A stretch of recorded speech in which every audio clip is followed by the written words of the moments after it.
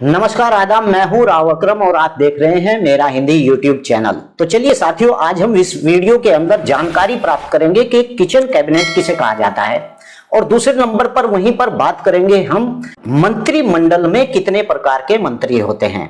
तो चलिए विस्तार से वीडियो शुरू करते हैं। और नेताजी, आपको बताऊं, अगर राजनीति करने का ज्यादा शौक है तो आपको भारतीय शासन व्यवस्था की भी जानकारी पूरी होनी चाहिए, क्योंकि अधिकतर मेरे देश के अंदर बहुत से ऐसे लीडर हैं जिन्हें यह भी नहीं पता है कि कानून क्या कहता है और वो किस तरीके से राजनीति करते हैं। यानी कि कानून की समझ होनी बहुत ही जरूरी है, तभी आप एक अच्छे लीडर बन पाएंगे। तो चलिए आज मैं उन्हीं लोगों को जानकारी दूंगा कि किचन कैबिनेट किसे कहते हैं और मंत्रिमंडल के कितने प्रकार के मंत्री होते हैं मंत्रिमंडल के अंदर, और वहीं पर बात करेंगे कि कैबिनेट किसे कहा जाता है। अगर इस वीडियो से संबंधित कोई भी आप जानकारी मुझसे लेना चाहते हैं तो डिस्क्रिप्शन में मेरा मोबाइल नंबर है, आप वहां जाकर मुझे कॉल भी कर सकते हैं। तो चलिए वीडियो को शुरू करते हैं। साथियों, पहले बात करेंगे कि कैबिनेट किसे कहा जाता है। अधिकतर ऐसे लोग बहुत से हैं जिन्हें कैबिनेट के बारे में जानकारी नहीं होती है। तो चलिए मैं बताता हूं कि किसी भी सरकार के उस स्तरीय यानी कि नेताओं के समूह को कैबिनेट कहते हैं। ध्यान से सुनने वाली बात है उन लोगों के लिए जो लंबे कपड़े पहनकर रास्तों पर घूम रहे हैं, उन्हें भारतीय शासन व्यवस्था की भी जानकारी का होना बहुत ही जरूरी है। यानी कि किसी भी सरकार के उस स्तरीय नेताओं के समूह को कैबिनेट कहते हैं और इन्हें मंत्री मिनिस्टर भी कहा जाता है, किंतु कहीं कहीं पर इन्हें सेक्रेटरी भी कहा जाता है। कैबिनेट इंग्लैंड की शासन व्यवस्था से विकसित एक शासन व्यवस्था का प्रमुख एक महत्वपूर्ण अंग है और इसका प्रवलन यानी कि उन सभी देशों में है जो ब्रिटिश कॉमनवेल्थ के सदस्य हैं और कुछ अन्य देशों में भी यह व्यवस्था प्रचलित है। भारत के केंद्रीय एवं प्रादेशिक शासन का भी यह एक अंग है, इसे ही कैबिनेट कहा जाता है। अब बात करते हैं कि मंत्रिमंडल में कितने प्रकार के मंत्री होते हैं। साथियों, मंत्रिमंडल में 3 प्रकार के मंत्री होते हैं नेताजी। ध्यान रखने वाली बात है कि अगर आपसे कोई पूछे कि मंत्रिमंडल में कितने प्रकार के नेता है तो नेताजी को जवाब देना चाहिए कि मंत्रिमंडल में 3 प्रकार के नेता होते हैं। नंबर 1 कैबिनेट मंत्री, कैबिनेट के सदस्य मंत्रालय का नेतृत्व करते हैं। और नंबर 2 राज्य मंत्री जो स्वतंत्र प्रभार यानी कनिष्ठ मंत्री जो कैबिनेट मंत्री को रिपोर्ट नहीं करते हैं। और नंबर 3 राज्य मंत्री मॉस मॉस यानी कि कनिष्ठ मंत्री जो कैबिनेट मंत्री को रिपोर्ट करते हैं। आमतौर पर उसी मंत्रालय के एक विशेष जिम्मेदारी सौंपी जाती है।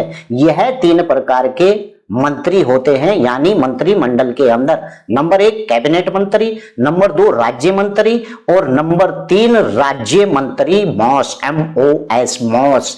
इस प्रकार से यह मंत्रिमंडल में 3 प्रकार के मंत्री होते हैं नेताजी। अब बात करते हैं कि किचन कैबिनेट क्या होती है। यानी किचन कैबिनेट औपचारिक रूप से माना जाए तो कैबिनेट में 15 से 20 अति महत्वपूर्ण मंत्री जिसके पास प्रधानमंत्री प्रमुख होता है। और साथियों, एक छोटी संस्था है जो सर्वोच्च स्तर पर निर्णय लेने के लिए कार्य करती है। इसके अतिरिक्त यानी व्यवहारिक रूप से इसमें भी छोटी संस्था और आंतरिक कैबिनेट या किचन कैबिनेट है जो सत्ता का वास्तविक केंद्र बन गई है। इस औपचारिक संस्था में प्रधानमंत्री तथा उसके विश्वास पात्र 2-4 प्रभावी सहयोगी होते हैं और साथियों जिसके साथ प्रधानमंत्री प्रत्येक समस्याओं पर विचार विमर्श करता है। यानी कि किचन कैबिनेट प्रधानमंत्री को राजनीतिक और प्रशासनिक दृष्टि से महत्वपूर्ण विषयों पर परामर्श देता है तथा महत्वपूर्ण निर्णय लेने में प्रधानमंत्री की मदद भी करता है।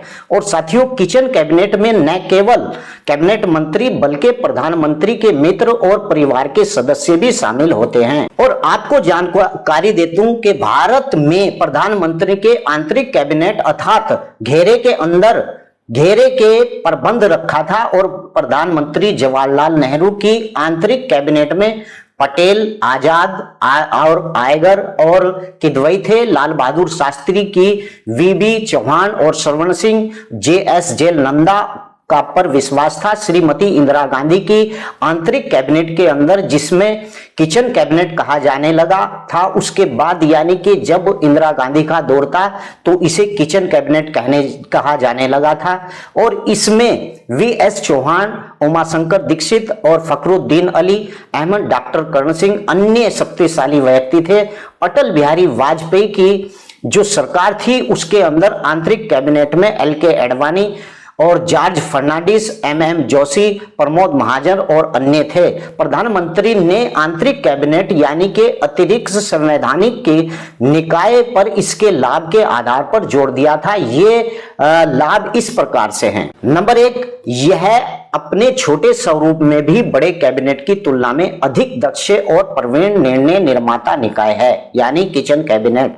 नंबर 2, यह बड़े कैबिनेट की तुलना में भी अपनी अधिक बैठक कर और सरकार के कार्यों को संचालन बेहतर ढंग से कर सकता है। यानी कि तीसरी बात महत्वपूर्ण यह है कि राजनीतिक मामलों का निर्णय लेने की प्रक्रिया की गोपनीयता और बरतने पर प्रधानमंत्री की सहायता भी यह करती है, यानी किचन कैबिनेट। लेकिन वहीं इसके साथ लाभ की इसमें कुछ दोष भी हैं। दोष क्या है? इसके दोष भी जैसे कि अव्यवस्थाएं और बंधुओं के उल्लेख किया गया है। इस प्रकार से यह निर्णय निर्माण और सर्वोच्च संस्था कैबिनेट के अधिकारों और उसकी प्रतिष्ठा को कम करती है, यानी कि किचन कैबिनेट।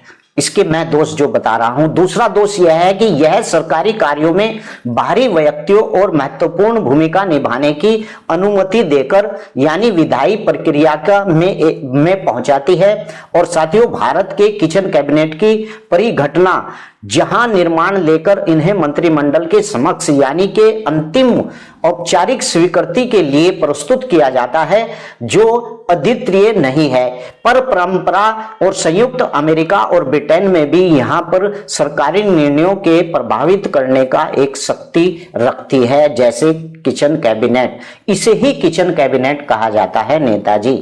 इस प्रकार से हर एक व्यक्ति को जानकारी होनी चाहिए। मैं आज यह वीडियो बनाने का मेरा केवल यह मकसद है कि बहुत से ऐसे लीडर भी घूम रहे हैं यार, YouTube के माध्यम से ऐसे लीडरों की भी मदद करनी चाहिए जिन लीडरों को इस बात की जानकारी नहीं होती है। तो चलिए अगली वीडियो में इससे भी अच्छे पॉइंट पर वीडियो बनाऊंगा। तब तक के लिए जय हिंद, जय भारत, खुदा हाफिज।